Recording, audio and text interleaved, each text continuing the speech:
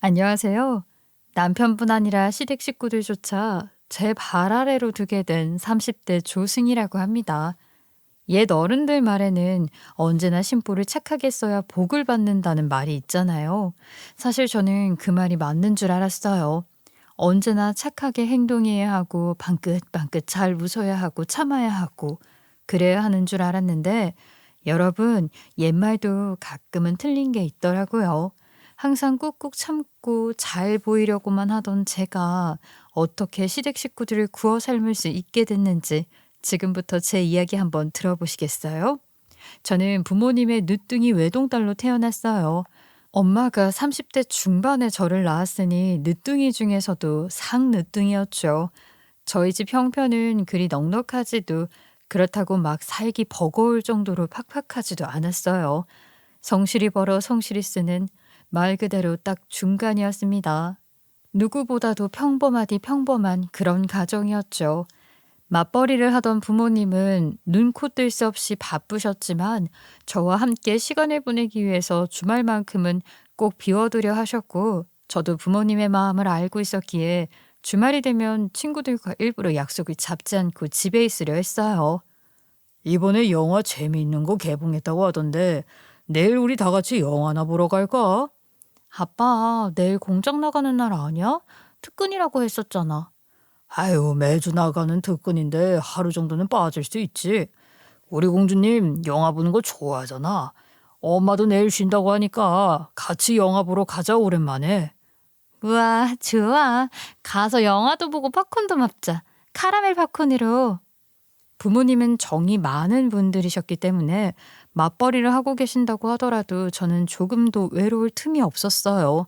하지만 이런 평범한 일상은 중학교 3학년 봄이 되던 해 한순간에 깨져버리고 말았죠. 아버지께서 불의의 사고로 세상을 떠나게 되셨거든요. 그때 제 심정은 어땠느냐고요? 정말 말로 다 할 수 없을 정도였어요. 그냥 세상의 반쪽이 한순간에 와르르 무너져 내린 것 같은 기분이 들었습니다. 무엇보다도 엄마가 너무 많이 힘들어 하셨어요. 울다가 까무러치고 겨우 정신을 차리고 또 울다가 까무러치기를 몇 번을 반복하시는 탓에 친척들이 상주 자리를 대신 지키고 있을 정도였죠. 하지만 엄마는 저의 보호자라는 일념 하나로 겨우겨우 버텨내시는 것 같았어요. 엄마는 강하다라는 말도 있는 것처럼 울며불며 힘들어 하시다가도 정신을 붙들어매는 모습을 보이셨어요. 저도 중학교 3학년이었던지라 어린 나이가 아니었기 때문에 엄마가 얼마나 힘들어 하시는지 정도는 눈에 다 보였죠. 그래서 더 마음이 아팠던 것 같아요. 마음껏 울고 마음껏 힘들어 했으면 좋겠는데 저 때문에 그러지도 못하시는 것 같아서 그렇게 아버지는 저와 엄마의 곁을 떠났고 세상에는 저희 둘만 남게 됐어요. 엄마와 둘이 살게 됐다고 해서 뭐 크게 달라진 것은 없었습니다. 셋이었던 가족이 둘이 됐다는 적적함 뿐 큰 일상의 변화는 없었어요. 하지만 성장하는 동안 엄마는 제게 정말 귀에 딱지가 앉을 정도로 강조를 하던 것이 있었습니다. 승희야, 엄마가 항상 말하는 거 잊지 않았지? 늘 착하게 남들에게 민폐 끼치지 말고 살아야 해. 특히나 어디 가서 버르장머리 없이 행동하면 안 돼. 아이, 알았어. 절대로 그렇게 행동 안 한다니까. 엄마가 왜 이렇게 말하는지 알지? 네가 어디 가서 허튼 짓 하고 돌아다니면 그거 다 엄마랑 돌아가신 아빠 욕먹이는 게 되는 거야. 그러니까 행실 똑바로 하고 다녀. 아버지 없이 자란 티를 내지 말라는 것. 그리고 어디서든 부모님 욕을 듣게 하지 말라는 것. 결국 저의 행실 하나로 저 스스로도 욕을 먹이고 낳아주고 길러주신 부모님도 욕을 먹이는 것이기 때문에 엄마는 항상 행실에 대한 것을 똑바로 하고 다니라고 강조에 강조를 하셨어요. 저도 대충 그 말의 숨은 뜻을 알고 있었기에 들을 때마다 알겠다고 대답을 했고요. 아버지가 돌아가신 이후 저의 성격은 조금 더 밝아졌습니다. 아니, 정확히 말하자면 밝아지려고 무던히도 애를 썼어요. 침울해져 있으면 저한테도 좋을 것이 없기 때문에 뭐 또 뭐든 씩씩해 보이고 싶었기 때문에 고등학교에 들어가서는 3년 내내 반장을 도맡아 하기도 했고 어려워 보이는 친구들이 있으면 먼저 손을 내밀어 주기도 했어요. 친구들이랑 싸우지 않으려고도 굉장히 노력을 많이 했고요. 뭐 사람 마음이라는 게 그렇게 쉽게 되겠냐마는 최대한 노력에 노력을 다했습니다. 그렇게 학창 시절을 보낸 저는 무난히 인서울대학교에 합격할 수 있었어요. 아이고, 세월 빠르다. 그치? 우리 딸이 언제 이렇게 커서 대학에 다 들어가고 아빠가 살아계셨으면 너 엄청 대견했을 텐데.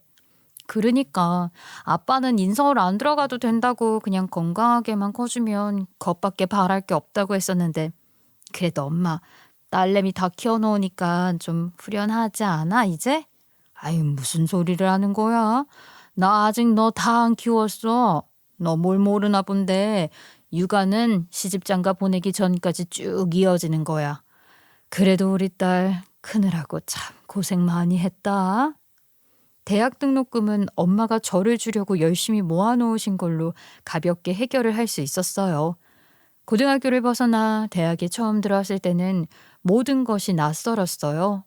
캠퍼스는 고등학교랑은 비교도 안 될 정도로 커 보였고 사람은 정말 끝도 없었습니다. 이 혼란스러운 캠퍼스 속에서 저는 남편을 처음 만나게 됐어요. 솔직히 말하자면 처음에는 남편에 대한 첫인상이 그렇게 좋지는 않았어요. 뭐라고 해야 할까? 그냥 말 그대로 양아치 같았다고 해야 할까요? 얼굴에는 나 놀아요 하고 쓰여 있는 것 같이 나이티가 철철 흘러넘치고 있었고 동기, 후배, 선배 할 거 없이 발도 엄청나게 넓었어요. 게다가 남녀노소 할 것 없이 인기도 만점이었죠. 그래서 저는 남편이 뭐 하는 사람인지 정말로 궁금했어요. 나 진짜로 궁금해서 그러는데 저 오빠 말이야. 저 오빠는 대체 뭐 하는 사람이길래 이렇게 과에서 모르는 사람이 없을까? 아, 맞다. 너는 과 행사 같은 거 참여 안 해서 모르겠구나. 저 오빠가 우리 과 학회장이잖아. 과 대표. 교수님이고 선배 후배 동기 할 거 없이 전부 다 좋아해. 저 오빠 성격 엄청 좋아. 그때 처음 남편이 과 대표라는 것을 알게 됐어요. 거기다가 저희 과를 통틀어 공부를 제일 잘하는 사람이라는 것도 알게 됐죠. 사람은 생김새와 성격으로만 판단할 것이 못 된다는 걸 그때 처음으로 깨닫게 됐어요. 그래서 나중에는 저도 학과 행사에 적극적으로 참여하면서 남편과 조금이나마 가까워질 수 있었죠. 근데 확실히 친해지고 나니까 겉모습으로 보이는 거랑은 완전히 다르더라고요. 되게 성실하고 다정한데 세심한 면모까지 있어서 나중 되니까 저도 모르게 절로 마음이 설레이는 것 있죠. 그럴 때마다 저는 스스로를 채찍질했습니다. 정신 차리라고. 네가 지금 연애를 할 때냐고. 다른 곳에 눈 돌리지 말고 그냥 공부나 열심히 하라면서 스스로를 다그쳤죠. 그런데 그 설레는 마음은 저만 가지고 있었던 것이 아니었어요. 어느 날 학과 행사가 끝나고 집에 가고 있는데 남편에게서 전화가 걸려왔어요. 처음에는 안 받았는데 계속해서 전화가 걸려오더라고요. 그래서 받았더니 저한테 냅다 정말 밑도 끝도 없이 고백을 하는 겁니다. 너 살면서 눈치 없다는 소리 진짜 많이 듣고 살았지? 내가 얼마나 힌트를 줬는데 그걸 못 알아채서 내가 이렇게 이야기까지 하게 만드냐. 남자 자존심 상하게. 여자한테 먼저 고백하는 게 자존심 상하는 일이에요? 아니, 그거는 아닌데 그냥 내가 이런 적이 한 번도 없으니까 그렇지. 나 너 좋아해. 그것도 아주 많이. 넌 나 어떤데? 솔직하게 말해줘도 돼. 저의 대답은 말해 뭐 하겠어요? 당연히 예스였습니다. 좋아하는 사람이 고백을 해오는 걸 마다하는 사람이 세상 천지 어디 있겠어요? 심장이 터질 것 같았어요. 어린 나이에 연애이기도 했지만 그래도 내가 좋아하는 사람과 마음이 맞는다는 것은 생각 이상으로 두근거리는 일이었어요. 저희는 4살 차이가 나는 커플이었지만 뭐랄까 세대 차이라거나 대화가 안 통한다거나 그런 건 하나도 없었어요. 되려 어른스러운 면모를 보이는 남편을 보면서 제가 더 많이 배우는 느낌이었죠. 서로 다른 성격이었지만 잘 맞춰갔기 때문에 싸우지도 않고 행복하게 그리고 사이좋게 지냈답니다. 그리고 연애 5년 차 29의 끝자락에서 저희는 마침내 결혼을 약속했어요. 겨울 끝자락에 다다른 계절의 공원에서 남편은 제 손가락에 예쁜 반지를 끼워주며 이렇게 말했어요. 우리 앞으로 쭉 같이 살자.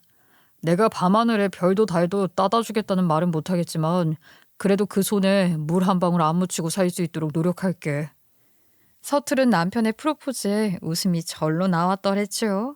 이 무렵쯤 시부모님을 처음 찾아뵈었습니다. 그리고 이때 편모 가정에서 자랐다는 걸 말씀드렸어요. 아무래도 한쪽 부모님이 계시지 않는다는 것을 알게 되면 일종의 색안경을 끼고서 안 좋게 보는 분들도 많다는 것을 알고 있었기 때문이었죠. 하지만 어머님은 달랐습니다. 저의 이야기를 모두 들으시더니 이내 눈물을 글썽글썽거리시며 참 예쁘게 잘 자랐다고 제 손을 꾹 잡아주었어요. 제가 머릿속으로 그렸던 편견 같은 건 조금도 없었습니다. 아버님께서도 저를 보고 어머니가 참 잘 키우셨다는 말씀을 해주셨어요. 그때 느꼈죠. 아, 나 정말 결혼 잘하는 거구나. 남편도 시댁 식구들도 정말 잘 만난 거구나 하고 말이죠. 다행히 저희 엄마도 듬직하고 밝은 남편을 마음에 들어 했고 저희는 별탈 없이 행복하게 결혼을 할 수 있었어요. 이때까지만 해도 솔직히 저는 제가 평생 행복할 수 있을 줄 알았습니다. 좋은 사람과 가족을 만나 평생을 웃으면서 지내는 것, 그건 전혀 어려운 일이 아니라고 생각했어요. 하지만 그게 저의 큰 착각이었다는 것을 결혼하고 나서야 알게 될 줄은 꿈에도 몰랐습니다. 남편은 결혼하기 전부터 중견기업에 다니면서 매달 안정적으로 월급을 받는 흔히 말하는 평범한 직장인이었어요. 뭐 돈을 대단히 잘 버는 것도 아니었지만 괜찮은 직장에 다니고 있었기에 최소한 돈 문제로 큰 걱정은 하지 않아도 되는 삶을 살고 있었죠. 덕분에 결혼 초반에는 안정적인 생활을 할 수 있었고요. 저 역시 큰 걱정 없이 하루하루를 보내고 있었어요. 그런데 어느 날 남편이 퇴근을 하고 들어왔는데 이상하게 표정이 굳어 있는 거예요. 참 뭐랄까? 고민이 있어서 굳어 있다기보다는 어떠한 결심을 한 사람 같아 보였죠. 대체 무슨 일인가 싶어서 남편의 얼굴을 빤히 쳐다보는데 벼랑간 저를 거실 소파로 데리고 가서 앉히더니만 분위기를 잡고 이런 말을 꺼내는 겁니다. 여보, 있잖아. 나 친구 중에 교원이라고 제일 친한 친구 알지? 나 중학교 때부터 같이 다녔다던 친구 있잖아. 결혼식장에도 왔었는데 기억해 혹시? 아, 누군지 기억나. 근데 왜? 나 그 친구랑 자영업을 한번 해보기로 했어. 충동적으로 결정한 건 아니고 이미 오래전부터 계획하던 거야. 뭐? 자영업? 여보, 요즘 시대에 장사해서 먹고 사는 게 얼마나 힘든 건 줄 알아? 아이, 알지. 아는데 사람이 언제까지고 남 밑에서 벌어먹고 살 수만은 없잖아. 우리 예전부터 같이 장사 한번 해보자 않을래 하고 얘기 많이 하고 다녔어. 갑작스럽게 생각한 거 아니라고 내가 아까도 이야기했잖아. 아니 그러면 어머님 아버님은 알고 계셔? 당신 그거 이야기하면 분명히 반대부터 하실 거야. 안 봐도 비디오라고. 아이 당연히 말씀드렸지. 부모님은 이미 다 허락하셨어. 당신만 날 믿어주면 모든 게 끝나. 그 말을 듣는 순간 마음이 한없이 복잡해졌어요. 시부모님께서 동의를 하신 마당에 제가 반대를 하면 괜히 남편의 발목을 잡는 것 같고 남편의 꿈을 짓밟는 사람으로 남을까 두렵더라고요. 그래서 그래, 친구랑 같이 하는 거니까 별로 큰일은 일어나지 않을 거야 하는 마음으로 또 그 어느 때보다도 진지해 보이는 남편의 모습을 보고 결국에는 허락을 하고 말았어요. 솔직히 남편이 겉으로 보기에만 누구보다 가벼워 보이고 무게감이라고는 없는 사람처럼 보이지 누구보다 진솔하고 진중한 사람이라는 건 다 아는 사실이었으니 남편의 말을 믿고 밀어주기로 마음을 먹은 것이었습니다. 그런데 동의를 한 다음부터 남편은 정말 많이 변하기 시작했어요. 하루에도 몇 시간씩 사업 계획서를 수정하고 밤마다 경영서적을 쌓아놓고 읽는가 하면 노트에 빼곡하게 계획을 적기도 하는 모습을 보면서 정말 허투루 이야기를 한 건 아니구나 하는 생각이 절로 들었죠. 한 번 시도를 하면 얼마 못 가서 망하지는 않을까 하고 생각을 했는데 진짜 잘하더라고요. 계획도 잘 세우고 마케팅도 본인이 알아보고 스스로 잘하고 또 부족하다거나 모르는 게 있으면 스스로 배우려고도 하고 그러는 거 보니까 정말 장사를 하고 싶었던 게 맞았던 것 같기도 했어요. 그래서 불안한 마음을 꾹꾹 접어두고서 남편을 그저 응원해 주기로 마음을 먹었죠. 인테리어를 하는 것도 도움을 주고 홍보물 인사하는 것에도 도움을 줬습니다.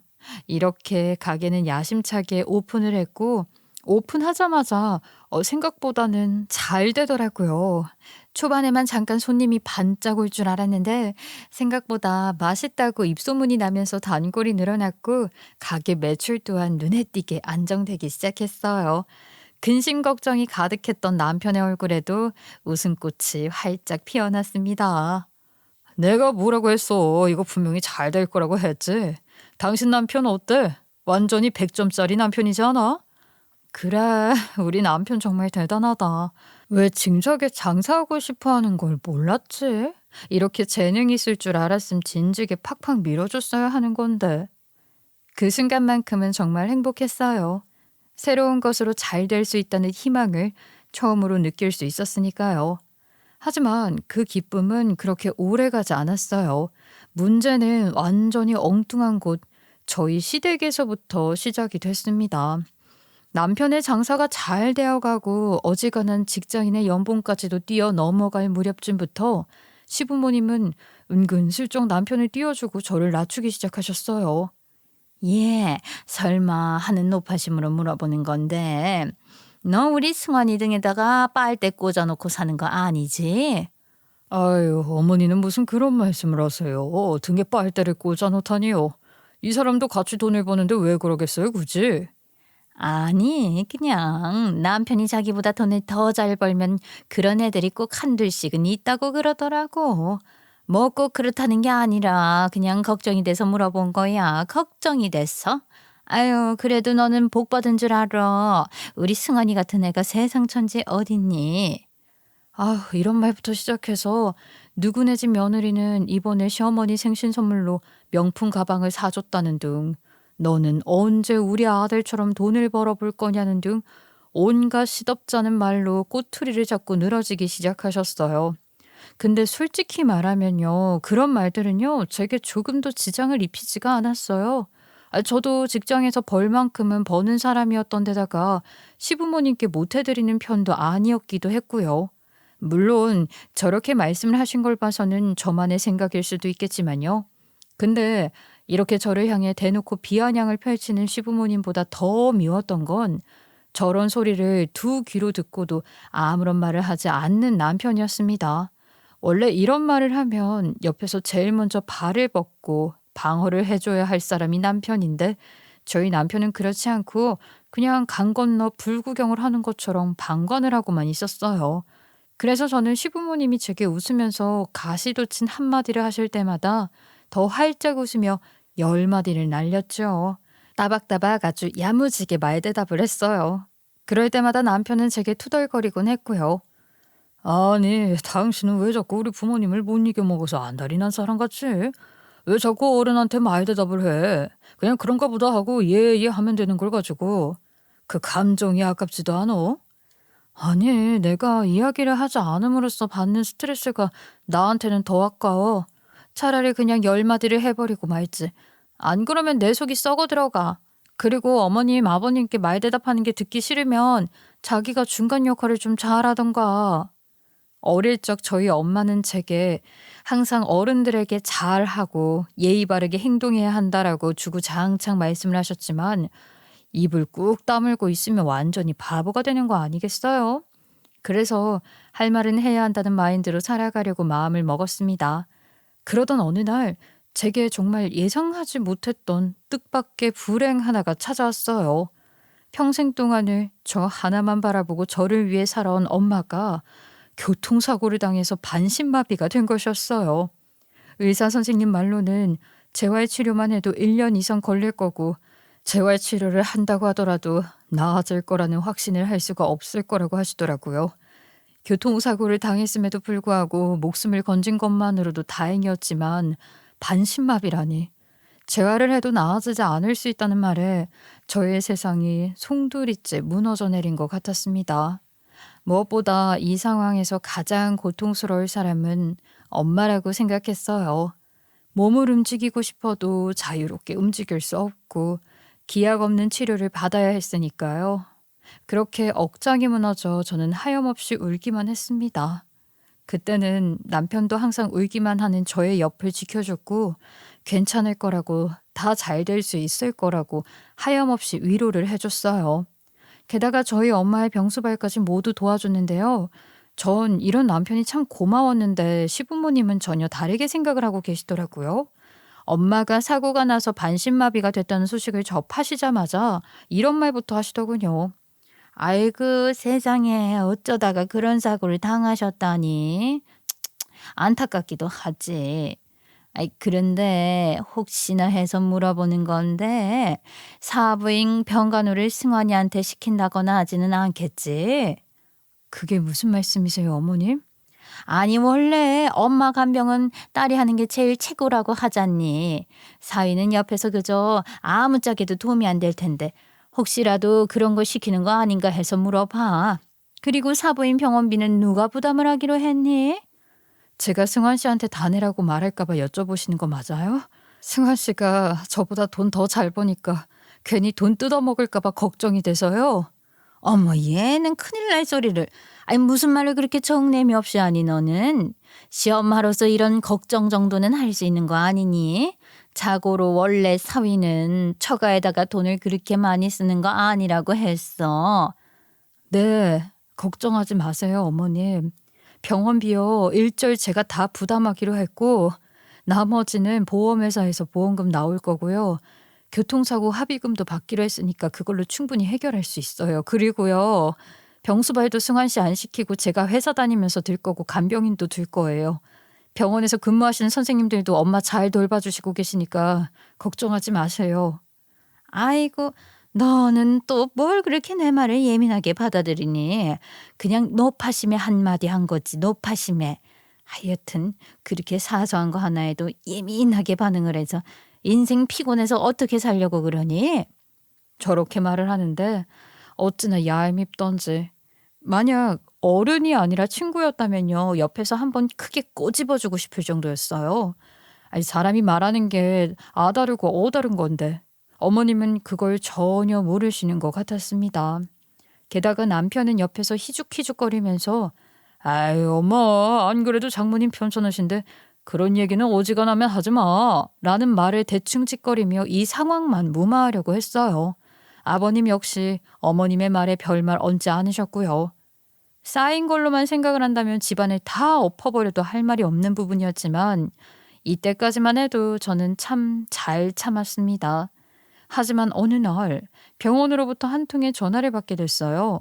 병원에 계시던 엄마가 갑작스럽게 급성 폐혈증이 와 혼수 상태에 빠지는 바람에 중환자실로 옮겨야 한다고. 상황이 좋지 않으니 되도록 빨리 병원으로 오라는 말에 심장이 멎어버릴 것 같았거든요. 그래서 최대한 병원에 빨리 가기 위해서 바쁘게 준비를 하고 있는데 갑자기 어머님에게서 전화가 걸려왔습니다. 그런데 하는 말이 뭐였는 줄 아세요? 아유, 나 오늘 건강검진 하는 날인데 내가 차를 끌고 왔지 뭐니. 수면 마취 하는데 깨고 나면 내가 운전을 잘 못하잖니. 그러니까 아범이랑 빨리 와다오. 본인 건강검진을 하는 날이니까 보호자로 옆에 있어달라고 저랑 남편 보고 빨리 와달라고 말씀을 하시는 겁니다. 그래서 저는 정신이 없어 빠르게 대답을 했어요. 어머님, 저도 가드리고 싶은데 방금 병원에서 엄마가 폐혈증 때문에 중환자실로 들어가야 한다고 해서요. 죄송해요. 아범 빨리 보낼게요. 어머 얘 아범 혼자 어떻게 오니? 올 거면 너랑 같이 와야지. 아유 그리고 사부인은 중환자실에 들어가면 집중적으로 케어도 받으시고 치료도 잘 받으실 텐데 뭐가 걱정이야. 당장 위독하신 건 아닌 것 같으니까 되도록 빨리 나한테 와라. 주소는 내가 문자로 보내줄 테니까. 어머님은 그렇게 혼자 말씀을 하시고선 전화를 끊어버렸고요. 저는 아무 말도 하지 못한 채로 휴대폰만 바라보고 있었어요. 정신적으로 정말 크게 충격을 먹었거든요. 근데요, 더 충격이었던 건 뭐였는 줄 아세요? 남편은 저희 엄마에게 가보는 것 대신에 어머님께 가는 것을 선택했다는 것이었어요. 장모님한테는 당신이 가면 되는 거 아니냐? 나는 엄마한테 가볼 테니까 당신은 장모님께 가봐라 라고 말을 하더라고요. 그래서 결국에 저 혼자 택시를 타고 병원으로 향했고 다행히도 엄마는 폐혈증으로 인한 고비를 잘 넘기고서 다시 일반 병실로 돌아올 수 있었습니다. 그날을 기점으로 해서 남편과 제 사이는 눈에 띄게 틀어지기 시작했어요. 저는 화를 냈고 남편은 그런 저를 조금도 이해할 수 없다는 태도로 나오기 시작했죠. 아니, 사람이 살다 보면 그럴 수도 있는 거 아니냐?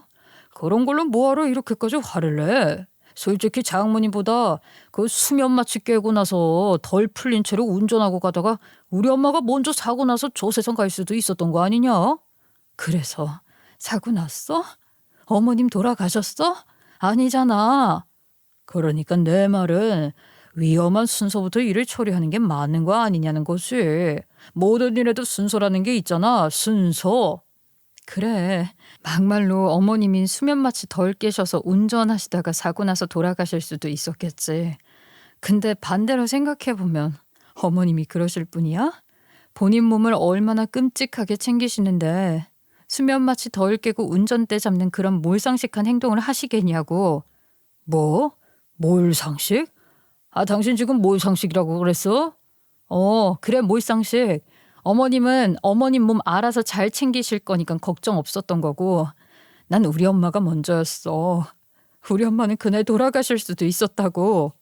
아니, 장모님 괜찮아지셨고 일반 병실로 돌아오셨으니까 된 거 아니냐? 아, 왜 자꾸 속 좁은 사람처럼 그러고 있는 건데? 당신은 하나만 보이고 둘은 안 보이지? 그러니까 그런 말이나 속 편하게 하고 있겠지. 당신도 내 상황이었어 봐. 아주 개거품 물고 지저댈 거면서. 그 말이 나온 순간부터 남편과 저의 감정은요, 끝날 기미를 보이지 않았어요. 그냥 이야기를 하면 할수록 서로의 마음에 칼을 겨누는 것 같았죠. 그렇게 시간이 흐르고 흘러서 엄마의 재활치료 일정이 다가왔습니다.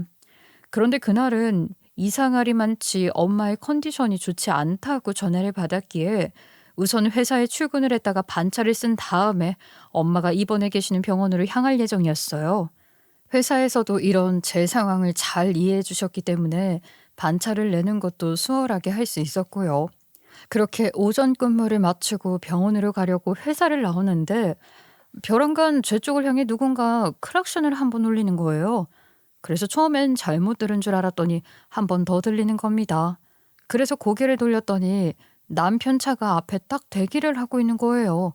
분명히 지금쯤이면 장사 준비를 하고 있을 시간인데 웬일로 이 시간에 회사 앞에 있나 싶었죠. 사실 아침에 반차 쓴다는 얘기를 슬쩍 흘려놓고 나오긴 했는데 혹시 그걸 기억하고 절 생각해서 데리러 온 건가 싶은 고마운 마음까지도 들었습니다. 하지만 이 마음은 차에 타자마자 싹 사라져버리고 말았네요. 어머, 아침에 내가 한 말 기억하고 병원까지 데려다 주려고 이렇게 찾아온 거야? 고맙네. 아니, 안 그래도 버스 타고 가려고 했는데. 뭔 소리 하는 거야? 아이, 오늘이 무슨 날인지 정말 설마 까먹은 거야? 설마 했는데 진짜로? 뭐? 아니, 오늘이 무슨 날인데? 참, 얘 좀 봐라. 완전히 정신이 빠져가지고 말이야. 야, 오늘 우리 어머니 생신이잖아. 그 말을 듣고 달력을 확인해 보니까 어머나, 오늘이 정말 어머님의 생신이었습니다. 워낙에 정신없이 살아왔던지라 그걸 새카맣게 잊어먹고 있었기에 아차 싶더라고요. 준비해 놓은 것도 없고 생신 축하한다는 전화조차도 하지 못했는데 큰일 났다 싶었습니다. 아, 미안해. 내가 요즘 진짜 정신이 하나도 없어서 오늘이 어머님 생신인 줄도 모르고 있었네. 아유, 어떡해. 정말 미안해. 근데 여보, 그런데 뭐, 아이, 뭐 또 장모님 아프시다고 오늘 집에 못 가겠다는 소리 할 거야? 야, 아이, 너도 정말 해도 너무한다. 명색이 며느리가 돼가지고 시어머니 생신상은 원래 며느리가 차려야 하는 거 아니냐? 아니, 그래. 그건 그런데 내가 지금 상황이 어쩔 수가 없잖아. 엄마도 오늘 컨디션이 많이 안 좋다고 하고. 야, 네 엄마 아픈 게 더 중요하냐? 우리 엄마 생일인데 다른 건 몰라도 생일상은 차리고 가. 그러면 내가 병원에 가든지 집에 가든지 아무 말도 안 할 테니까. 엄마가 편찮으시다는데 본인 엄마의 생일을 챙기라는 것이 먼저라고 말하는 남편을 보면서 와, 벼랑간 할 말을 잃어버렸어요. 그냥 머릿속이 싹 하얗게 백지가 되어버리는 것 같았다고나 할까요?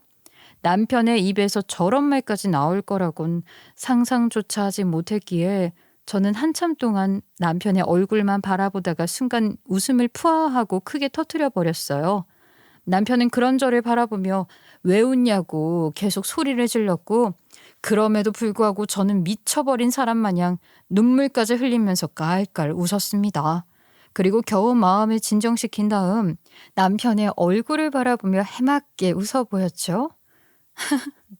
당신 말 무슨 말인지 아주 잘 알았어.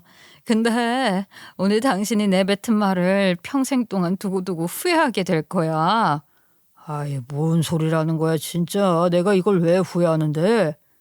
나중 돼 보면 알게 되겠지. 아이 그래 참 뭐해. 얼른 어머님 댁으로 출발해. 생신선 준비하고 상 차리려면 1분 1초가 부족하잖아. 남편은 저를 정신 나간 사람 보듯이 쳐다보다가 이내 시댁으로 향했어요. 전 그때부터 시종일관 웃는 얼굴을 하고 있었고 남편은 그런 저를 보면서 왜 그렇게 정신 나간 사람처럼 웃어대느냐고 묻기만 할 뿐이었습니다. 그렇게 시댁에 도착한 저는 그 어떠한 대꾸도 없이 시어머님의 생신상을 준비하기 시작했어요. 소고기를 볶아서 미역국을 끓이고 잡채를 만들고 떡갈비를 굽고 참 웃기게도 집안에 생일상을 차릴 만한 식재료가 다 준비되어 있더라고요. 옆에서 어머님과 남편이 계속 말을 걸었지만 전 그들에게 투명 인간이 된 것처럼 행동했죠. 완전히 개 무시를 해버린 거였어요. 무시에 무시를 거듭하면서 제 할 일만 묵묵히 집중을 하자 어머님까지 저를 정신 나간 사람 취급하기 시작했어요. 야, 승환아, 쟤 대체 왜 저러는 거냐? 너희 무슨 일 있었어? 아니면 이제 하다 그냥 아예 정신을 놓아버리기로 한 거야? 그러니까 말이야. 아까부터 계속 말을 거는데도 사람을 완전히 개무시를 하질 않나. 저 나사 하나 빠진 사람 마냥 실실 쪼개지를 않나. 왜 저러는지 이해가 안 간다니까. 옆에서 대놓고 제 욕을 하거나 말거나 저는 묵묵히 하나하나 음식을 완성했고 결국에 상 차리는 것까지 저녁 시간 안에 혼자 모두 마무리를 지을 수 있었어요. 요리를 하는 것도 상을 차리는 것도 누구의 도움도 없이 모두 혼자 처리를 했고요. 상을 다 차린 후에는 주방 한가운데 서서 소리를 질렀습니다. 어머님, 아버님, 여보, 생일상 다 차렸어. 얼른 나와 식사하세요. 어색한 분위기 속에서 모인 시댁 식구들은 모두 다 저를 이상한 사람 보듯이 쳐다보고 있었어요. 너무 웃어대서 이 입가에 경련이 일어날 것 같았지만 그런 것 따윈 정말 아무것도 상관이 없었거든요. 정말 모든 것을 다 끝내버릴 심산이었어요. 어머님, 생신 축하드려요. 제가 너무 급하게 오느라고 케이크는 못 사가지고 왔지만 대신에 생신 선물로 이걸 준비했어요. 마음에 드셨으면 좋겠네요. 저는 시부모님 앞에 무언가를 꺼내어 건네드렸고 그걸 본 시부모님과 남편은 금세 얼굴이 새하얗게 변하면서 낯빛이 사색이 되고 말았습니다. 제가 시부모님이랑 남편 앞에서 꺼낸 카드가 무엇인지 무척 궁금하실 거예요. 그건 바로 다름 아닌 통장 내역서였어요. 뜬금없이 왜 통장 내역서를 꺼냈냐 하면 시부모님께 남편이 어떤 인간인지에 대해 말씀드리기 위해서였는데요. 평소 열정적으로 돈을 버는 척 자기는 청렴하고 결백하고 깨끗한 척을 일삼던 남편의 가면 뒤에 유유히 숨어있던 민낯이 드러나는 순간이었죠. 사실 남편은 20대 시절에 이미 여러 차례 금융사고를 일으켜서 신용등급이 바닥까지 떨어져 있었고 금융질서 문란자 명단에까지 이름이 올라가 있는 상황이었어요. 남편 말로는 그냥 치기 어린 호기심으로 인해 이렇게 됐다고 하던데 사건의 전말에 대해서는 알 수 있는 것이 없었기 때문에 확인할 길은 없었어요. 아무튼 그렇기 때문에 대출은 물론이고 기본적인 금융활동조차 불가능한 수준이었어요. 이게 한 번 등재가 되면 10년 이상은 꼬리표를 달고 가야 한다고 하더라고요. 게다가 신용이 회복이 된다고 하더라도 금융활동을 제대로 하는 것은 아주 어렵다는 답변을 보기도 했고요. 겉으로는 돈을 많이 버는 척 아주 당당하게 으스댔지만 실제로는 신용카드조차 만들 수 없어 늘 제 카드를 빌려 쓰는 신세였답니다. 그런데요, 더 중요한 사실이 뭔 줄 아세요? 시부모님이 이 모든 것을 전혀 모르고 있었다는 점이었어요. 남편이 철저하게 숨겨왔기 때문이었죠. 사실 저도 이 사실을 전혀 몰랐었는데 저한테 모든 걸 들키게 됐어요. 그래서 제가 모든 걸 다 알고 나서 남편의 창업 비용을 일부 대줬고요. 근데도 시부모님은 그걸 모르시니 당연히 남편 힘으로 가게를 차렸다고 생각을 하셨고 거기에 남편 혼자서 가게를 운영하고 있다고 생각을 하셨습니다. 어머님, 아버님, 아범이 이런 사람이에요. 어머님, 아버님께 숨기고 있는 게 한 트럭이라고요. 아범 혼자서 가게 운영하는 줄 알고 계시죠? 근데 사실 이 사람 혼자서 운영하고 있는 거 아니에요. 그냥 어머님, 아버님 앞에서 연기를 한 거였다고요. 아이, 그건 또 무슨 소리냐. 혼자서 운영을 하는 게 아니라니. 그러면 너도 뭐 같이 운영을 하고 있다는 말이야? 아니요. 회사 다니면서 이렇게까지 가게를 어떻게 관리를 하겠어요. 저 말고 다른 친구 한 명이랑 공동 사업자로 같이 가게 운영하고 있는데 그걸 한번 알아보셨으면 좋았을 텐데 뭐 당연히 관심도 없으셨을 테지만요. 이 사실을 말하자 아버님은 뒷목이 당긴다는 듯한 제스처를 취하셨고 어머님은 혈압이 오른다는 표정을 지으며 어이없다는 듯 저희 두 사람을 바라보고만 계셨어요. 그런데 그도 그럴 법한 것이 남편은 항상 동업자인 친구가 없을 때에만 시부모님과 지인들을 부르곤 했거든요. 그 가게가 마치 자기가 차린 가게인 양 행세를 하면서 서비스도 팍팍 제공하고 말이죠. 시부모님은 그것도 모른 채 본인들의 지인들에게 여기가 우리 아들 가게다라며 생색을 내고 다니기 바빴던 거고요. 사람들 앞에서의 체면을 목숨보다 중요하게 생각하는 시부모님을 위해서 저는 이 비밀을 끝까지 이야기하지 않을 생각이었지만 더는 못 참겠다는 생각으로 폭로를 계속 이어갔어요. 이 사람 가게 차릴 때 제가 창업 비용 전부 다 대줬고요. 사실 가게 명의도 이 사람 단독 명의가 아니라 이 사람 중학교 친구랑 공동 명의로 되어 있어요. 공동 사장이라는 뜻이라고요.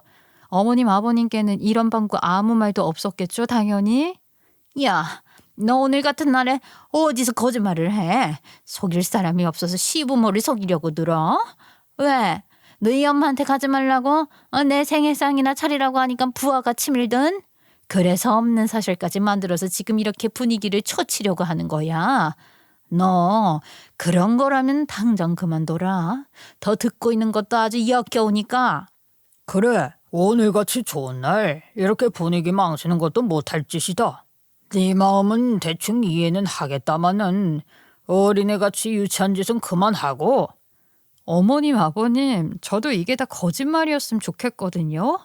그런데 어떡해요. 여기 찍혀있는 통장 거래 내역이랑 자요, 여기 있는 사업자 등록증이 남편이 어머님, 아버님께 하나부터 열까지 꽁꽁 모든 걸 숨겨왔다는 걸 증명하고 있는데 제가 남편에게 돈을 빌려준 것이 수천만 원이기도 했고 또 시부모님이 전혀 모르고 있던 사실이었기에 어머님은 끝까지 이 진실들을 부정하려고 하셨어요. 하지만 카드는 여기서 끝이 아니었습니다. 저는 또 다른 패를 숨기고 있었어요. 이거는 마지막에 까려고 했는데 바로 시부모님이 나라에서 주는 정부 보조금을 부정수급하고 있다는 사실이었어요. 시부모님은 기초생활수급자가 아님에도 불구하고 허술한 제도의 틈을 노려 보조금을 받아내고 있었던 것이었습니다. 원래 기초생활수급자 심사 같은 경우에는 자녀의 소득이랑 생활 수준까지 꼼꼼하게 심사하는 것으로 알고 있는데 그런 것들을 피할 수 있는 방법이 있었어요. 바로 부양 거부 기피 사유서를 제출하면 되는 것이었죠. 한마디로 시부모님과 남편은 나라 돈을 타먹을 수 있는 판을 짜고 친 거였어요.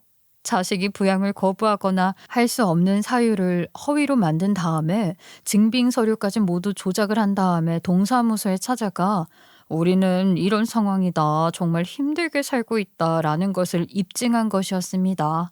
게다가 남편은 소득이 잡히지 않도록 편법을 통해서 만들어 놓은 상황이었기 때문에 더더욱이 기초생활수급자 조건을 충족할 수 있었고요.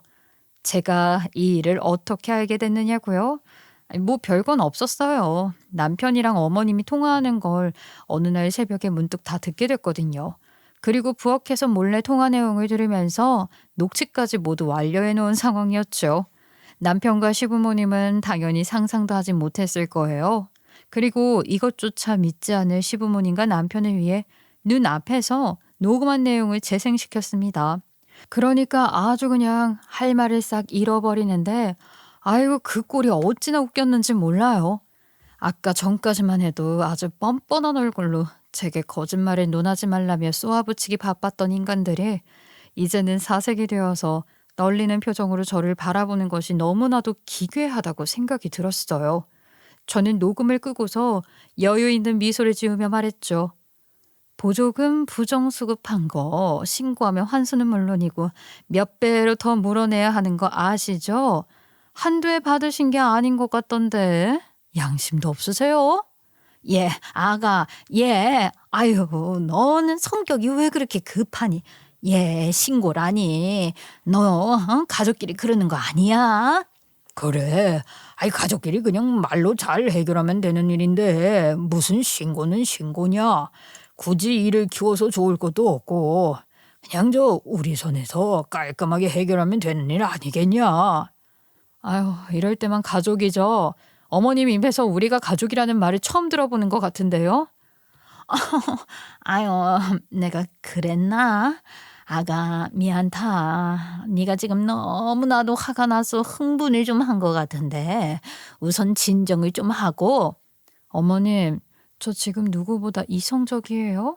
잘못된 걸 바로잡으려고 하는 게 왜 흥분하는 거라고 생각을 하세요? 저는 내일 날이 밝는 대로 바로 신고 들어갈 생각입니다. 아유, 아니다, 아가. 우리가 너한테 큰 잘못을 한 것 같으니까 이제 와서 생각해 보니까 사부인이 편찮으신데 거까 생일이 뭐라고 너를 불러다가 미안하다. 응? 정말 미안해. 아버님부터 시작해 어머님 그리고 남편까지 모두가 태세 전환을 해서 제게 무릎을 꿇고 싹싹 빌기 시작했어요. 아유 어지간히도 걸릴까봐 두려웠던 것 같았어요. 아무래도 나라 돈을 부정수급한 것이 적발이 되면 일이 상당히 커질 수 있었기 때문에 겁을 내는 것이 당연한 것이었고 남편도 시부모님께 이것 말고도 숨기고 있는 것들이 더욱 많았기에 일이 커지지 않기를 진심으로 바랐을 거예요. 그래서 저는 시부모님과 남편을 바라보면서 아주 단호하게 이야기를 했습니다. 걱정 마세요. 제가 알고 있는 것들은 죽을 때까지 폭로를 할 일도 없을 거고 무덤까지 가지고 갈 거니까요. 행여나 시간이 지나서 폭로를 하겠다고 협박하지도 않을 거고 남편이랑 이혼도 안 할 거니까 걱정은 안 하셔도 돼요. 아이고, 그래. 아유, 아가. 아유, 아주 잘 생각했다. 이제야 말이 좀. 제 말 아직 안 끝났어요, 어머님.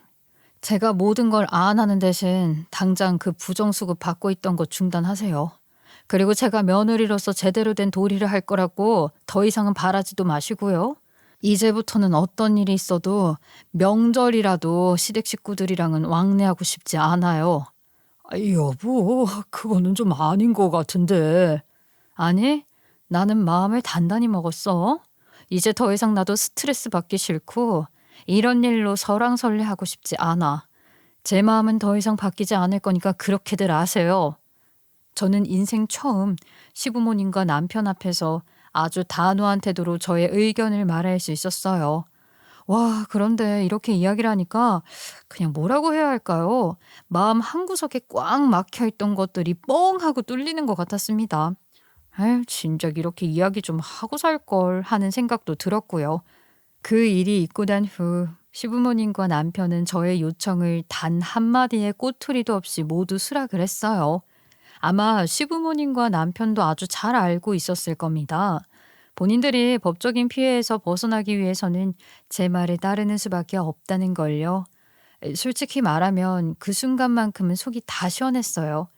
당연히 제 말을 따라주는 것이 맞았기도 했고 그들이 저의 이야기를 들어줬기 때문에 저도 그들에 대한 비밀을 끝까지 지켜주겠노라고 약속을 했거든요. 그래, 이제야 제대로 반성이라는 것을 했구나. 속으로 중얼거리며 우쭐해지는 기분까지는 숨겨지지가 않더라고요. 혹시라도 미쳐서 수틀리더라도 큰 상관은 없었습니다. 왜냐하면 제 손에는 언제든 꺼내 쓸 수 있는 결정적 증거가 있었으니까요. 맘만 먹으면 부정수급 사실을 세상에 폭로할 수 있었기에 굳이 매일같이 사투를 벌이고 아까운 감정을 낭비할 필요가 없었어요. 제 손에 그런 결정적인 카드 한 장이 있다는 것만으로도 이 얼마나 든든한 일인지 몰라요. 다행히 그 후로 어머님의 태도는 완전히 180도 달라졌어요. 예전처럼 아들을 올려치면서 저를 깎아내리는 행동도 더 이상 하지 않으셨고요. 시도 때도 없이 전화나 메신저로 이거 해라 저거 해라 하던 잔소리도 싹 사라졌습니다. 어떠한 간섭도 집착도 없이 정말 연락이 뚝 끊어졌어요. 굳이 왕래를 하지 않아도 거기에 대해 불만을 토로하지도 않으셨고요. 이렇게 한순간에 바뀌게 된 이유가 뭔지 다들 궁금하시죠? 어머니랑 아버지 최근에 아르바이트 시작하셨대. 응? 갑자기 무슨 알바? 아이 그 있잖아 동사무소 가서 수급받는 거 중단하시고 나서 딱히 벌이가 없으니까 돈 벌려고 아르바이트 시작하신 것 같아. 아버지는 미아원 일하시고 어머니는 편의점 아르바이트 하신다고 하더라. 요즘은 어르신들도 많이 뽑아주는 것 같아서 다행이더라고. 부정수급을 끊고 나면 수입이 없어지니까 당연히 돈이 필요해지잖아요. 시부모님은 아르바이트를 뛰러 다니시느라고 저를 잡돌이 할 만한 여유도 없었던 것 같았어요. 그런데 생각해보니까 무척이나 괘씸하더라고요. 그동안 몸이 한가롭고 시간적인 여유도 있으니 심심하니까 엄한 며느리인 저를 잡고 있었던 것 같았어요. 그게 더 얄밉더라고요. 그런데 더 웃긴 건 변화가 이뿐만이 아니었다는 거예요. 남편의 태도 변화는 시부모님보다 더욱 극적이었어요. 장사를 시작하고 난 뒤부터 저를 시종일관 무시하고 제가 1순위가 아닌 최후순위로 두던 사람이었는데 그날 이후로는 완전히 다른 사람처럼 저를 대하기 시작했어요. 이를테면 노비 취급을 하던 것에서 완전히 여왕님 취급을 하기 시작했다고나 할까요? 가게 문을 닫으면 닫자마자 곧장 집으로 쌩 하고 달려왔고 집에 들어올 때마다 작은 꽃다발이나 간식을 사오곤 했어요. 제가 무슨 말을 하든 곧장 맞장구를 치며 아이, 그래 우리 여보 말이 다 맞아. 라거나 당신이 하라는 대로 할게. 라며 순순히 날아주는 모습을 보였고요. 제 말 한마디에 벌벌 떠는 사람이 되었죠. 이렇게 하면 당신한테 좀 불리할 수도 있어. 근데 정말 괜찮겠어? 다시 생각해 볼 기회를 줄게 내가. 아니야. 당신 말이 다 맞아. 내 인생에서는 당신 말이 곧 법이고 규칙이지. 뭐가 됐든 당신한테 좋은 거라면 나는 그저 따르기만 할게. 하루에도 몇 번씩 그렇게 고개를 끄덕이고 저의 말에 귀 기울여주는 모습을 보니까 솔직히 가식 같다는 생각도 들었지만 뭐 어때요? 가식이라도 그렇게 변했기 때문에 전 개인적으로는 무척이나 만족스러웠어요. 어쨌든 저희 부부 관계의 주도권은 제 손에 쥐어진 것이나 다름이 없었으니까요. 그리고 무엇보다 가장 다행인 건 저희 엄마의 건강이 조금씩 회복되는 중이라는 사실이에요. 1년 이상을 바라보고 있었던 길고 고된 재활치료 끝에 이제는 어느 정도 스스로 거동이 가능할 만큼 나아지셨어요. 물론 아직까지 거동이 완벽하게 자유로워진 것도 아닌데다가 여전히 컨디션이 왔다 갔다 해서 걱정은 남아있지만 예전보다 훨씬 좋아진 모습에 조금이나마 마음을 놓을 수 있었습니다. 엄마, 이제 스스로 걸을 수 있네? 엄마 기분이 어때? 예, 걷는다는 게 이렇게 중요한 건 줄 몰랐어. 2다리 멀쩡했을 땐 정말 이런 소중함도 못 느끼고 살았는데 요즘 들어서 길가의 풀 하나까지도 소중하게 느껴진다, 야. 엄마에게는 한없이 무심했던 남편도 이제는 엄마에게 사위로서 도리를 다하려 애쓰는 모습을 보이고 있어요. 엄마가 여기 한번 가보고 싶다 하시면 본인의 스케줄을 비워서라도 꼭 모시고 다녀왔고 엄마가 이거 먹고 싶네 라고 하시면 그게 무엇이든 사다 드리곤 했죠. 엄마도 그런 남편에게 참 많이 고마워했어요. 바쁜 시간을 쪼개서 본인에게 그렇게 잘한다면서요. 얘 박서방이 나한테 메론빵 사다 주고 갔어. 어? 갑자기 메론빵을 사다 주고 갔다고? 그 외에 엄청 유명한 빵집에서 파는 거 있지 않니? 내가 그거 먹고 싶다고 그냥 얘기만 했는데 오늘 거기 가서 사왔다고 하더라고. 소보로 빵도 있고 아유 엄청 맛있더라. 근데 요즘 박서방 바쁜 거 아니니? 뭐 바쁘긴 한데 엄마한테 그거 사다 주려고 시간 뺐나 보네. 박서방 같은 사위가 세상에 또 어디 있겠어. 너 정말 결혼 잘했어. 내 친구들한테도 자랑하고 오는 길이야. 우리 사위가 이렇게 나한테 잘한다고. 저도 그 모습을 보면서 남편이 정말 많이 변했구나라는 생각이 절로 들었습니다. 제가 이렇게 강하게 나오기 전에 알아서 잘했더라면 얼마나 좋았을까 하는 아쉬움도 있지만 지금이라도 바뀌었으니 그걸로 됐다며 스스로 위안을 하곤 합니다. 지금 저희 가족은 큰 이슈 없이 아주 잘 사이좋게 지내고 있어요. 남편은 남편대로, 시댁 식구들은 시댁 식구들대로, 엄마는 엄마대로 서로의 삶을 잘 영위해 나가고 있답니다. 저는 이 평화에 만족하면서 앞으로도 잘 지내볼 생각이에요. 저의 길고 긴 이야기를 잘 들어주셔서 정말 감사드리며 제 이야기를 들어주신 분들의 삶에도 행복만이 가득하시길 바라요.